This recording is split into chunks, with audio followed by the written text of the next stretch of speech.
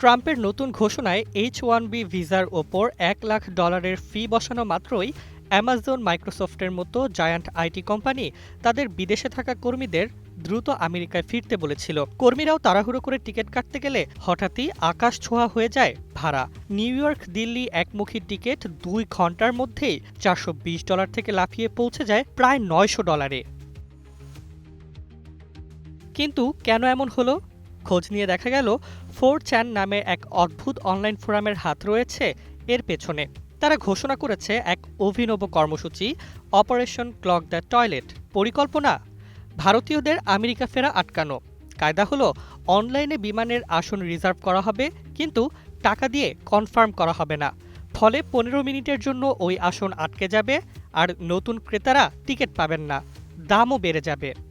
এখন প্রশ্ন উঠছে, এ কাণ্ডের সঙ্গে টয়লেটের সম্পর্ক কি? ফোরামের ভাষ্য, ভারতীয়রা যেখানেই থাকুক না কেন সুযোগ পেলেই টয়লেট বানিয়ে নেয়, রেল স্টেশন, ফুটপাথ কিংবা নদীর ধারে। তাই ভারতীয়দের আটকে রাখার এই অপারেশনের নাম দিতে গিয়ে তারা মজা করে রেখেছে ক্লগ দ্য টয়লেট। যেন বোঝাতে চেয়েছে, যেভাবে টয়লেট আটকে যায় সেভাবেই আটকে দেওয়া হবে বিমানের সিট। এই ঘটনার খবর ছড়াতেই সোশ্যাল মিডিয়ায় হাসির রোল উঠেছে। কেউ লিখছেন, ভারতীয়দের টিকিট আটকালেও কি তাদের টিফিন ক্যারিয়ার আটকাতে পারবেন? আবার কেউ বলছেন, টয়লেট ক্লগ হলে পানি ঢাললেই খোলে। তবে এবার ভারতীয়দের জন্য কোন ফ্লাশ ব্যবহার হবে?